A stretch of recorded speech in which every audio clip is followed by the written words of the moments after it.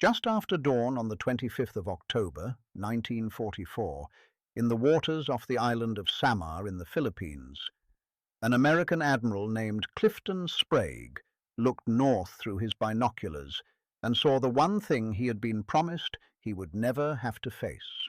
Rising over the horizon were the pagoda masts of Japanese battleships, a whole fleet of them bearing down on his small group of ships. In that instant, Sprag understood that his 6 slow escort carriers and their handful of tiny escorts were the only thing in the world standing between the most powerful surface fleet Japan had left and 130,000 American soldiers on the invasion beaches behind him. He had no battleships of his own. He had no heavy cruisers. His biggest guns could not even punch through the armor of the ships coming to kill him, and his carriers were so slow that the enemy could run them down at leisure. By every rule of war, the little group known as Taffy 3 was about to be wiped from the sea, and the American return to the Philippines was about to turn into a massacre. Instead, a few hours later, the Japanese fleet turned around and steamed away. The beaches were saved, and one of the most hopelessly one-sided sea fights ever attempted had somehow ended in an American victory. It happened because the smallest ships in the United States Navy did the one thing no one expected of them. They attacked. The mismatch that morning was almost beyond belief. Bearing down from the north was a Japanese force built around 4 battleships, and one of them was the Yamato, the largest battleship ever built, a ship whose main guns threw shells that weighed as much as a small automobile. Around the battleships steamed 6 heavy cruisers, 2 light cruisers, and 11 destroyers. More than 20 warships in all, fast and heavily gunned and sheathed in armor.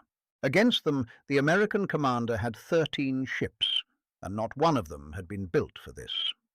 6 were escort carriers, small, thin-skinned vessels made from merchant hulls, so slow that the Japanese cruisers could overtake them without effort. The other 7 were destroyers and destroyer escorts, among the smallest fighting ships in the fleet, whose largest weapons were 5-inch guns that could scratch the paint of a battleship, and little more. The escort carrier was a type the men themselves joked stood for combustible, vulnerable, and expendable. Worse still, the American aircraft were armed for the wrong battle entirely. The carriers had spent the campaign launching planes to support the troops ashore, and their bombers were loaded with light bombs and depth charges meant for soldiers and submarines, not the thick armor of capital ships. There was, quite simply, almost nothing in Taffy 3 that was even supposed to be able to hurt the fleet now closing in for the kill. But the disaster off Samar did not begin at dawn on the 25th. It began the day before, 300 miles to the north, with the most powerful fleet in the American Navy chasing a decoy that had been laid out for the precise purpose of luring it away. To understand how 13 little ships came to stand alone against a battle fleet, you have to step back and look at the enormous battle unfolding all around them.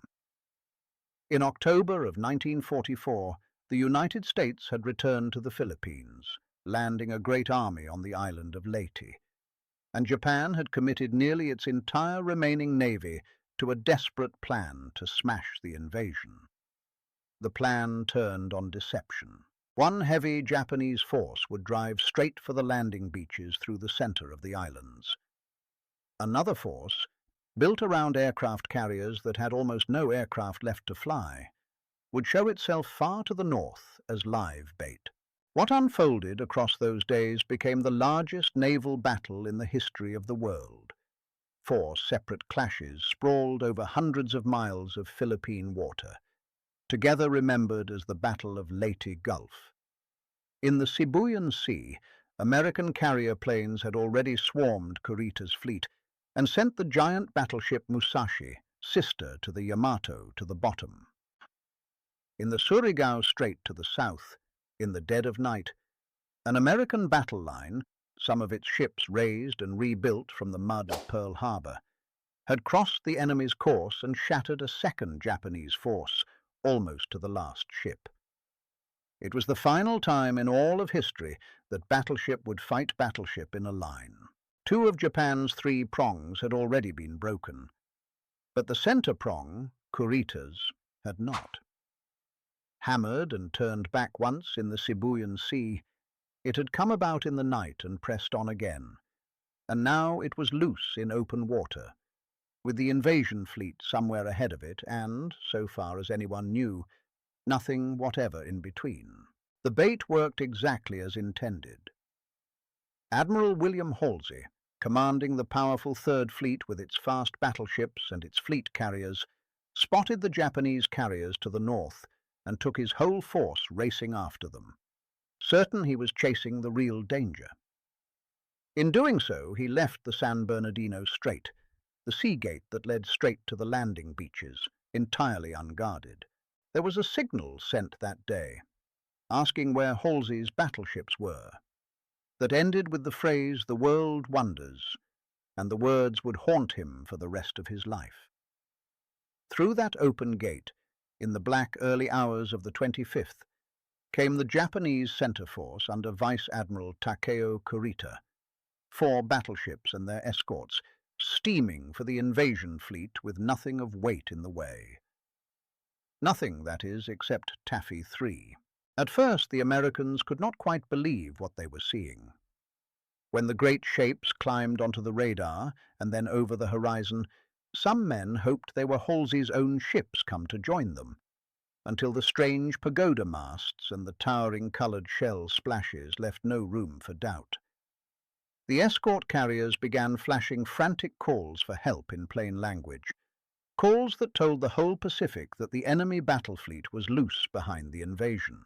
Far to the south, Admiral Thomas Kinkaid, who commanded the landing forces, read those calls with horror and ordered every ship that could be spared to race north, knowing all the while that they were much too far away to arrive in time. Halsey's mistake had been an honest one in its way. He had been told for 2 years that the Japanese carriers were the beating heart of their fleet, and destroying them was the prize he had chased across the whole Pacific. He assumed, wrongly, that a force would be left behind to watch the strait. When the desperate signals began to reach him from off Samar, he was hundreds of miles to the north and hours from turning back, and by the time his ships could have returned, the fight would already be decided by the men who were actually there. Those men knew exactly what their ships were. The escort carriers, the jeep carriers as the sailors called them, had been built on merchant hulls to ferry aircraft, fly cover for landings, and hunt submarines, never to trade blows with a battle fleet. The destroyers and destroyer escorts that screened them were made to guard against submarines and aircraft, quick and lightly armed and all but unarmored. In the whole of Taffy 3 there was not a single inch of the heavy belt armor that let a warship stand and slug it out with capital ships. They were the workhorses and the errand runners of the fleet, and that morning they found themselves alone in front of its executioners. The gulf between the two sides had a single perfect symbol, and it was the Yamato. She and her lost sister, Musashi, were the largest and most powerful battleships ever built by any nation, displacing close to 70,000 tons, sheathed in armor more than 2 feet thick, and carrying 9 guns of 18-inch bore, the biggest ever mounted on a warship. One of those guns alone weighed more than an entire destroyer escort. A single broadside from the Yamato threw more steel than every gun in all 13 ships of Taffy 3 could fire at once. Steaming down on Sprag that morning, she was less a ship than a floating fortress, and she was only one of the 4 battleships in the enemy line.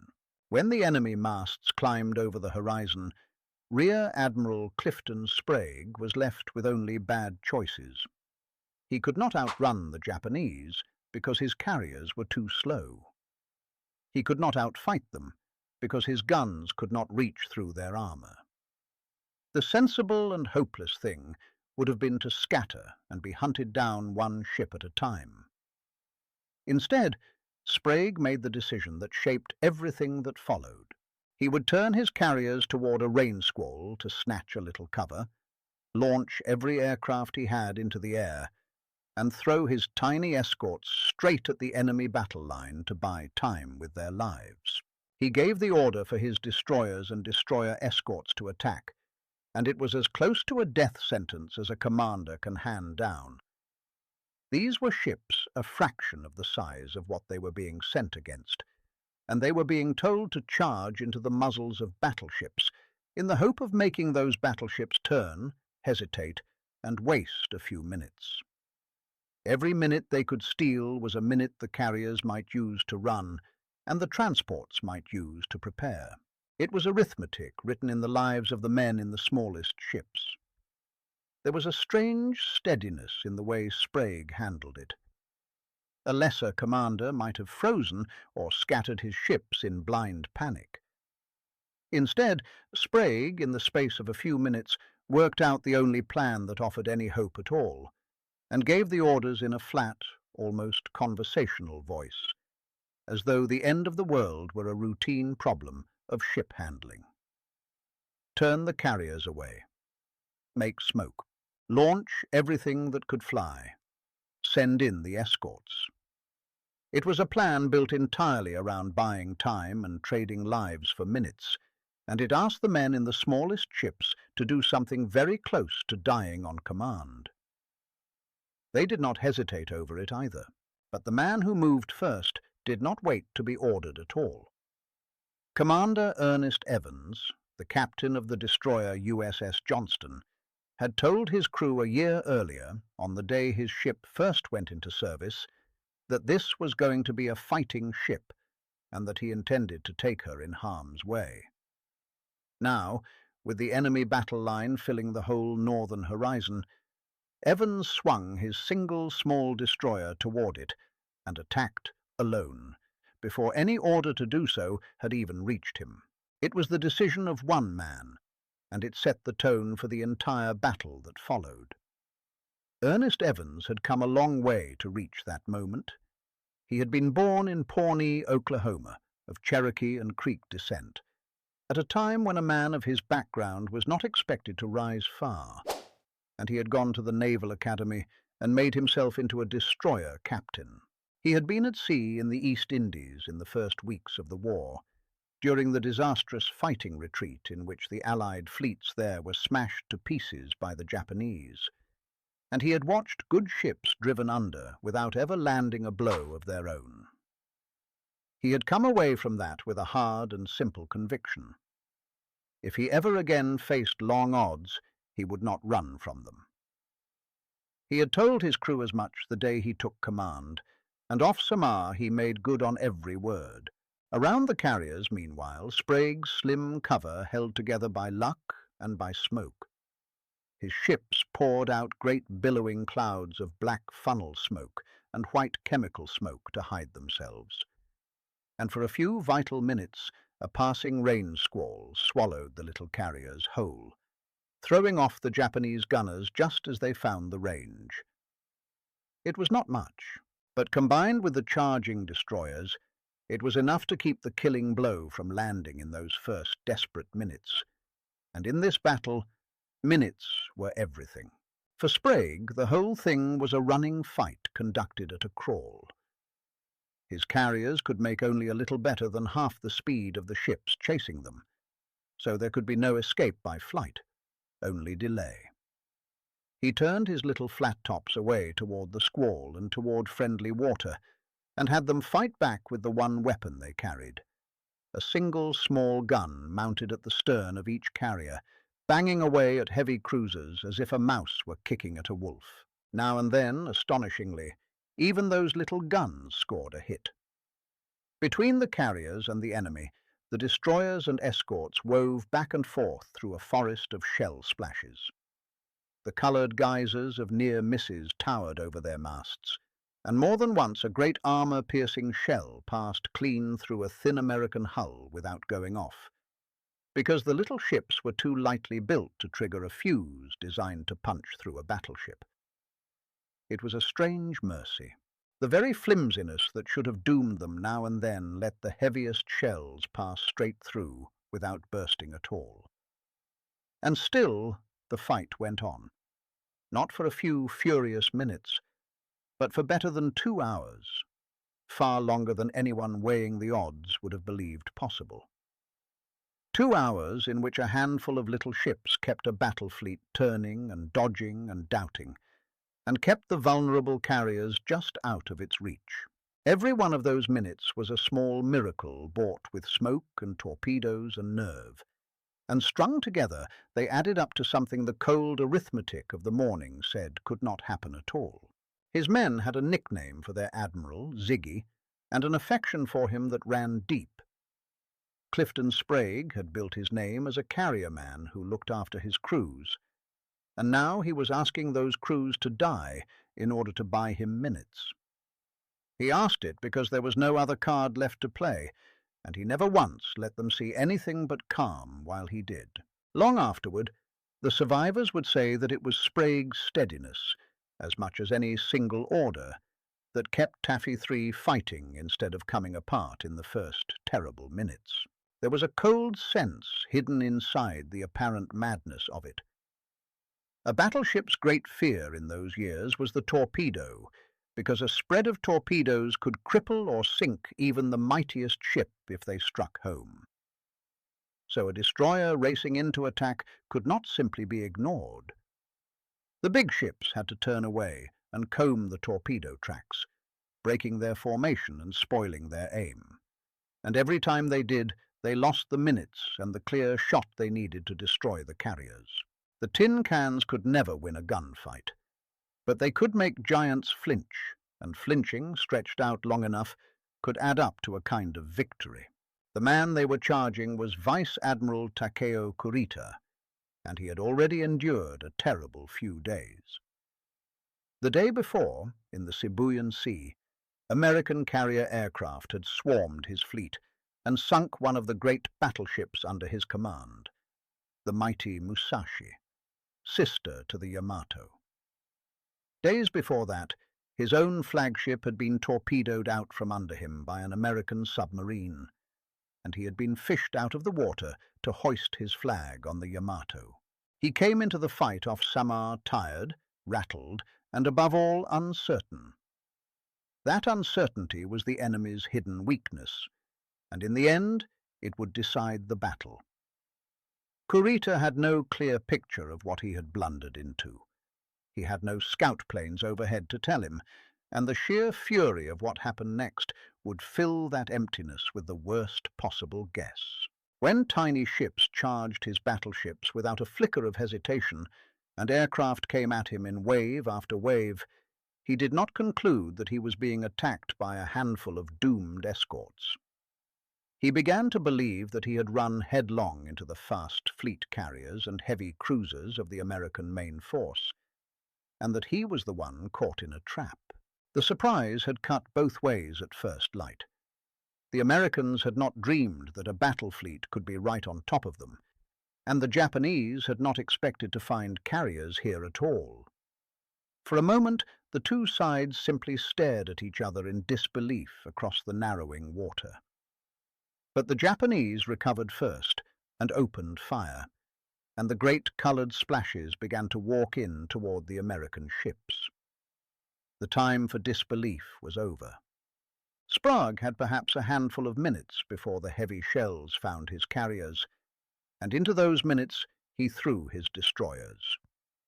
The Johnston went in first, and she went in hard. At about 10 minutes past 7, Evans opened fire on a Japanese heavy cruiser, the Kumano, and poured more than 200 rounds from his little 5-inch guns into her upper works, and then he drove in close and loosed his torpedoes. One or more of them struck home. The Kumano reeled out of the fight with her bow torn open, a heavy cruiser knocked out of the battle by a destroyer a fraction of her size. Then the sky fell on the Johnston. Heavy shells found her at last, knocking out one of her engines, wrecking part of her bridge, and cutting her communication. The sea around her stood up in tall, coloured columns where the enemy shells came down. Each Japanese ship fired dye-loaded shells of a different colour so that its gunners could pick out their own splashes in the crowd. The Johnston was hit and hurt and half wrecked in the first few minutes of her fight. And Evans turned her straight back into it. Crippled as she was, the Johnston went looking for more. She traded salvos with a Japanese battleship, the Congo, and though her little shells could do no real harm to a ship like that, the sight of a lone destroyer standing and firing helped feed the enemy's swelling belief that he faced something far heavier than he did. Again and again through the morning, she would place herself between the enemy's guns and the carriers, drawing fire onto her own broken hull so the thin-skinned flat-tops might live another few minutes. The confusion on the Japanese side had already begun to take hold. A single destroyer had crippled a heavy cruiser and then kept coming, and behind her the rest of the American escorts were now swinging around to attack as well. To the men on the Japanese bridges, this did not look like the last thrash of a doomed handful of small ships. It looked like the opening moves of something far larger and far more dangerous than what was really there. That misperception was worth more than any weapon the Americans actually held. In the smoke and the chaos, with no scouts overhead, and reports of torpedoes and air attacks pouring in from every side, the Japanese commanders could not assemble a true picture of the fight. Ships that were in truth tiny escorts were reported back as cruisers. A handful of bold attacks looked like the probing of a great fleet. Fear and confusion did the work that Taffy 3's guns never could, and the Americans, though they could not have known it in the moment, were already winning the battle inside the enemy's own head. Evans had lit a fuse. Fired by the sight of the Johnston's charge, the other destroyers and the little destroyer escorts turned and bored in with their own torpedoes, racing through a hurricane of shellfire toward ships many times their size. The destroyer Hole attacked, and the destroyer Heerman, and so did the destroyer escort Samuel B. Roberts, a ship built to hunt submarines, now flinging herself at cruisers and battleships. They launched their torpedoes and forced the great ships to heel over and dodge. Sprag sent them back in a second time. The destroyer escorts, the smallest warships of all, had been built and trained only to hunt submarines, and torpedo runs against cruisers and battleships were something wholly outside their world. Now the order came over the radio, calling the little escorts, the little wolves, to form up and attack again. And they did, swinging their tiny ships back toward the enemy line to fire what torpedoes they had left, and draw the great guns onto themselves once more. Behind all of it lay the thing they were dying to protect.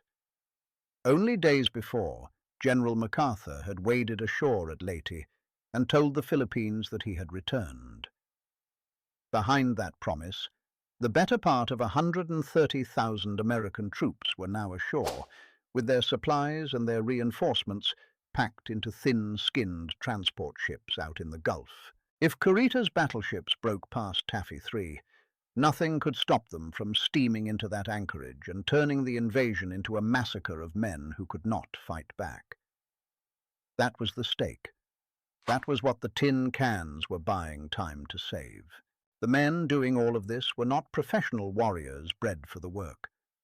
They were farm boys and clerks and mechanics who had been civilians a year or two before, crewing ship types most of them had barely heard of until recently. They had expected a quiet morning of routine flying in support of the troops ashore. Instead, they found themselves feeding shells to their guns and holding their stations while battleship salvos walked in toward them, doing the work in front of them for the plain reason that the men beside them were doing it too. Ordinary courage, repeated 1,000 times over on a dozen little ships, was what held the line off Samar, And then came the moment that showed how well the desperate gamble was working. The Yamato herself, the mightiest warship afloat, suddenly found torpedo tracks running toward her on both sides at once. And to escape them, she turned away to the north and kept turning until the deadly wakes were safely behind her.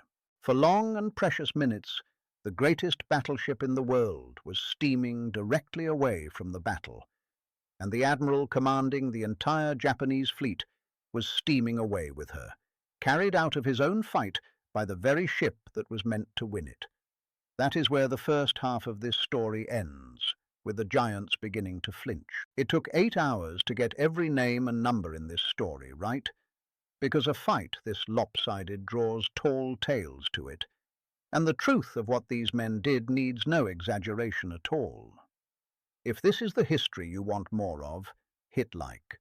One like. Nothing more. Thank you. The Battle off Samar became a wild, smoke-choked brawl, unlike anything else in the whole war at sea. The American destroyers and destroyer escorts, having fired away their torpedoes, did not turn and retire. They stayed in among the enemy, banging away with their little guns at cruisers and battleships, laying smoke to hide the fleeing carriers, and deliberately drawing fire onto themselves and away from the ships they were there to protect. It was a fight measured not in ground taken, but in minutes stolen, and every stolen minute belonged to the men in the smallest ships. It is hard now to picture the confusion of it. The sea was a churning maze of smoke and shell splashes and crossing wakes, ships of both sides looming out of the haze at knife range, and then vanishing again. American destroyers fired their torpedoes and slipped back into their own smoke. Japanese battleships and cruisers, seeing the wakes cutting toward them, swung hard away to dodge and lost their aim and their heading in the doing of it. Every one of those forced turns cost the enemy distance and time on the fleeing carriers, and time was the only currency in the battle that mattered. The little ships could not stop the giants. They could only keep making them turn, and turn they did. For all its overwhelming power, Kurita's fleet never once managed to form up and steam straight through to the Gulf. It was forever wheeling and scattering and reforming, its great ships strung out and separated from one another, its admiral peering into smoke he could not see through. A force that on paper could have destroyed Taffy 3 in 20 minutes spent hours failing to do it, because the little ships would not let it fight the clean, orderly battle its guns had been built for. Chaos was the true weapon of the tin cans, and they made more of it than perhaps any 13 ships in the history of war at sea. The destroyer escort Samuel B. Roberts earned a name that has stuck to her ever since, the destroyer escort that fought like a battleship. Her captain, Lieutenant Commander Robert Copeland, had spoken to his crew over the loudspeakers as they ran in, telling them plainly that this was a fight against overwhelming odds from which survival could not be expected, and that in the time they had, they would do what damage they could. His men fought their single little ship against heavy cruisers at point-blank range until she was shot to pieces beneath their feet. The Samuel B. Roberts fought a fight that seemed to forget how small she was. She closed to within a few thousand yards of a Japanese heavy cruiser and hammered her with her 2 little guns, firing so fast and so long that when the power failed, her crews went on loading and firing by hand. Her engineers drove her boilers far past their safe limit to wring out a few extra knots, knowing the risk. And in the end, it was a battleship's heavy shells that tore her open and left her dead in the water. Copeland had told his men before the fight that they faced odds from which none of them could expect to live, and they had answered him by fighting harder than any crew had a right to. Roughly a third of them died with the ship or in the water afterward. Hit subscribe right now, because coming up is the moment the most powerful fleet in the Japanese Navy lost its nerve and turned its back on a victory that was already sitting in its hands. Do not go anywhere. Above the ships, The aircraft of Taffy 3 and its sister group Taffy 2 attacked without pause. The pilots had taken off with whatever their planes happened to be carrying: light bombs, depth charges, belts of machine gun ammunition, and when all of that was gone, they made dry runs, diving on the Japanese ships with empty racks simply to force them to turn and scatter. Wave after wave came in, and the Japanese, unable to tell a real attack from a bluff, had to treat every single one as if it could be fatal. The little escort carriers were hurling everything they had at a battle fleet, and when the ordnance ran out, they hurled sheer nerve instead. The pilots paid their own price and kept asking for the chance to pay more. When their own carriers came under fire and could not recover them, they flew to the decks of the other Taffy groups to rearm and refuel, and then came straight back into the fight. When there was nothing left to load, they buzzed the Japanese ships anyway, making runs with empty guns to force them to scatter, and more than one rode his plane down into the sea when the fuel finally gave out. It was flying of a reckless, self-spending kind, and together with the destroyers, it wove a wall of constant threat around the carriers that the Japanese never managed to break through. The destroyer Heroism threw herself into the thickest of it and somehow lived. She charged the Japanese line so closely that she nearly collided with one of her own sisters in the smoke. She loosed her torpedoes at the heavy cruisers, then turned her little guns on the battleships themselves, trading fire with the giants at ranges where she should have been swatted from the sea in seconds. Of the 3 American destroyers that fought that morning, the Heroism alone would live through the day, and she lived through it while doing everything the others did. The constant air attacks, meanwhile, were doing the heaviest killing. Planes from Taffy 3 and Taffy 2 bombed and strafed and torpedoed the Japanese cruisers again and again, and one by one the great ships began to die. 3 heavy cruisers, the Chokai, the Chikuma, and the Suzuya, were sunk or crippled beyond saving in the swirling fight, torn apart by air attack and by the torpedoes of the tin cans. Kurita was not merely being harassed. He was losing ships he could not replace, and he had no clear idea what was doing it to him. But the enemy's guns were finding their marks too. The escort carrier Gambia Bay, unable to outrun the cruisers that overhauled her, was caught in the open and pounded with heavy fire until she rolled over and sank. The only American aircraft carrier in the entire war to be sunk by the guns of enemy warships. Her crew went into the water while the battle still raged around them. The cost among the escorts came due just as quickly. The destroyer Hole went down under a storm of shells after firing off everything she carried, having drawn the fire of battleships and cruisers alike onto herself. The Samuel B. Roberts was battered into a sinking hulk and slipped beneath the sea, her last gun crews still working their weapons by hand after the power failed. And the Johnston, Evans's ship, the one that had begun it all, came at last to the end of her long fight. She had been fighting for hours by then, crippled, slowed, her guns worked by exhausted and bleeding men, and the enemy closed in around her from every side to finish her. Shell after shell tore into her until she lay dead in the water, and at about 9:45, Evans gave the order to abandon ship. The Johnston rolled over and went down soon after.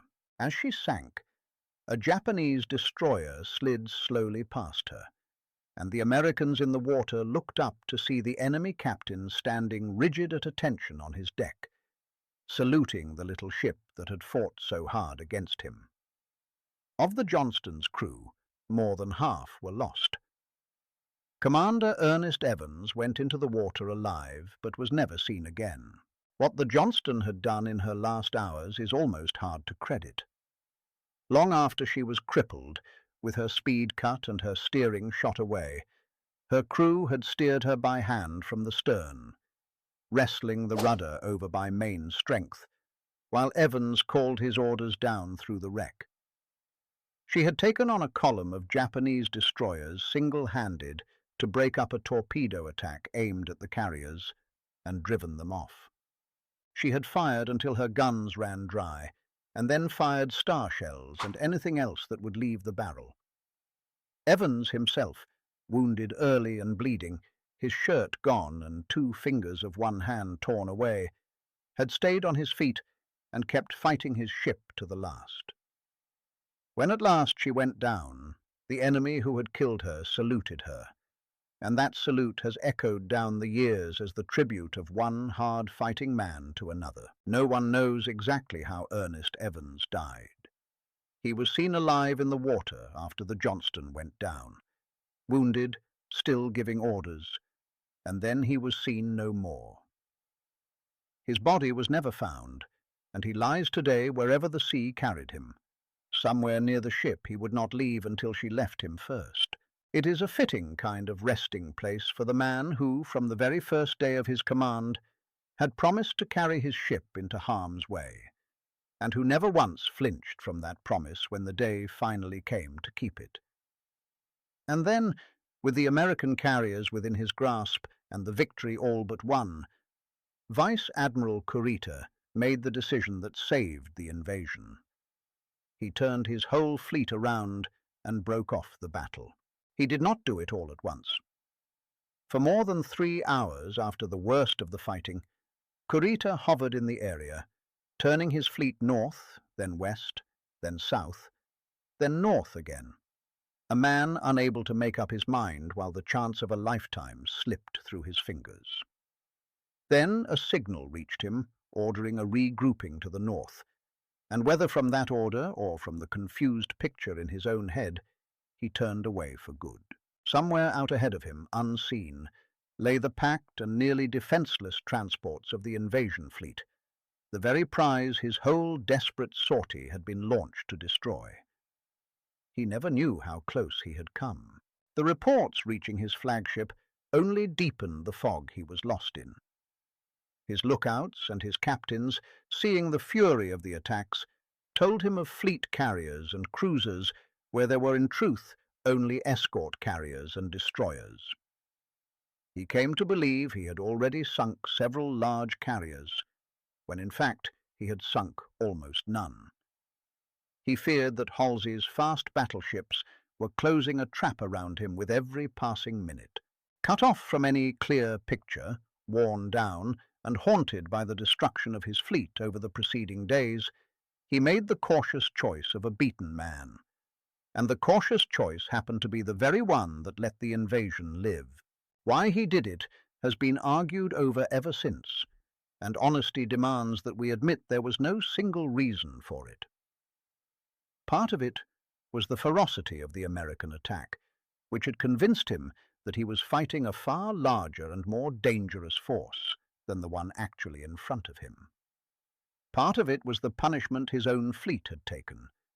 3 of his heavy cruisers sunk and others badly hurt by the destroyers and the endless air attacks. Part of it was his fear that Halsey's powerful Third Fleet was even then racing back to trap him against the islands.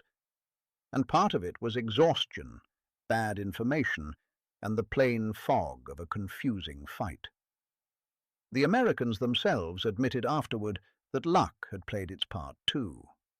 Their own commander, Admiral Chester Nimitz, said that the survival of Taffy III was nothing short of a special dispensation from the Lord Almighty.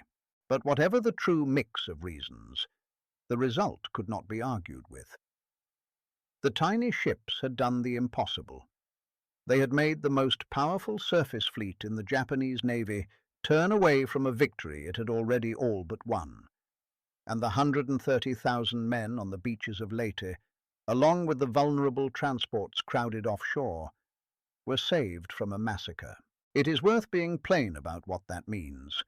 Had Kurita pressed on for even another hour or two, his battleships would have come within range of the anchorage, where hundreds of transports and supply ships lay crammed with troops, ammunition, fuel, and the whole sinew of the landing. 18-inch guns turned loose among them would have been a slaughter with no real answer to it, and the American foothold in the Philippines, so hard and so recently won, could have been thrown into ruin. Taffy 3 had not merely saved its own carriers. It had stood between the enemy and a disaster that would have been felt across the whole Pacific War. There was one more blow still to fall, and it pointed toward the dark new shape the war was taking. Even as the surface battle wound down, a different kind of attack came out of the sky at Taffy 3. Japanese pilots deliberately flew their aircraft straight into the American ships, and one of them struck the escort carrier St. Lo and sank her outright. It was among the first successful attacks by the kamikaze, the suicide flyers who would torment the American fleet through the last brutal year of the war. A battle that had shown the highest kind of courage ended with the first clear sight of the enemy's most desperate kind. The St. Lo did not merely burn. The crashing aircraft touched off her bombs and torpedoes below decks, and she was ripped apart by a chain of explosions and went down within half an hour. The first major warship in history sunk by a deliberate, organized suicide attack. It was a grim signpost. Japan had run out of the pilots and the aircraft to fight the old way, and rather than surrender, it was turning its young men themselves into guided weapons. Off Samar, the Americans had just seen both ends of the human spirit in a single morning. The sacrifice of men who charged, hoping to live and win, and the sacrifice of men who flew out, meaning only to die. For the men who had fought and now floated in the oil-slicked sea, the ordeal was still far from over. Through a tangle of failed communications and the chaos of the larger battle, many of the survivors were not picked up for 3 days and 2 nights. They clung to rafts and to scraps of floating wreckage under the hammering tropical sun, tormented by thirst, by their wounds, and by the sharks that gathered in the bloodied water. Men who had lived through the guns of the Yamato died in the water, waiting for a rescue that was slow in coming. When the final count was made, more than 1,000 Americans were dead, a toll to stand beside the great carrier battles of the war. For all that it cost, the larger victory was enormous. The Battle of Leyte Gulf, of which the fight off Samar was the desperate heart, broke the Imperial Japanese Navy as a fighting force for good. It never again put to sea as a serious threat. The great fleet that had run wild from Pearl Harbor to the Indian Ocean had been gutted in a few days of October, and the surface ships that survived spent the rest of the war swinging idly at anchor for want of fuel and hope. Off Samar, 13 small ships had stood at the very point where that outcome hung in the balance, and had refused to let it tip the other way. Together with the fighting in the Sibuyan Sea, in the Surigao Strait, and off Cape Engano to the north, where Halsey's flyers at last sank the decoy carriers he had chased, the action off Samar completed the ruin of the Japanese Navy. In the space of about 3 days, the enemy had lost the heart of his surface fleet, the giant Musashi and 4 aircraft carriers among the wreckage, and had gained nothing at all for it. The road to Japan now lay open across the sea, and the ships that had once ruled the Pacific would pass their last months hiding in port. The rescue of the survivors, when it finally came, owed much to the people of the islands. Filipino fishermen and villagers along the Samar coast pulled exhausted, oil-soaked American sailors from the water and hid them and fed them. Out in the Gulf, others were found only by chance days later, sunburned and half-mad with thirst, far fewer than had gone into the sea. The water off Samar had taken its own toll after the guns fell silent, and the men who lived would carry the memory of those 3 days and 2 nights to the end of their lives. The final tally told the story in cold figures. Taffy 3 had lost 2 escort carriers, 2 destroyers, and a destroyer escort, along with more than 1,000 of its men. The Japanese had lost 3 heavy cruisers and suffered far heavier casualties still, and had gained nothing whatever for the exchange. But the numbers, cold as they are, miss the one thing that truly mattered in the end. The beaches still held. Here is how it unfolded in order. The 24th of October, 1944. Admiral Halsey takes the Third Fleet north after a Japanese decoy, leaving the San Bernardino Strait unguarded. Before dawn on the 25th, Kurita's battle fleet slips through the open strait and steams toward the Leyte beaches. Just after dawn, Taffy 3 sights the enemy, and Commander Evans charges the USS Johnston into the battle line. Through the morning, the destroyers, the escorts, and the aircraft attack without pause, and the Gambier Bay, the Hoel, the Samuel B. Roberts, and the Johnston are lost. Late morning, Kurita, battered and confused, breaks off and retreats, and the invasion of the Philippines is saved. The factors behind that impossible outcome are worth naming plainly. The first factor was the decision to attack rather than flee. Flight meant being run down and sunk with nothing gained. The charge, hopeless as it looked, was the only move that could buy the time the carriers and the transports needed. The second factor was the torpedo and the bluff it made possible. The little ships could not sink battleships, but the mere threat of their torpedoes forced the giants to turn away again and again, throwing off their aim and their formation. The third factor was the relentless air attack.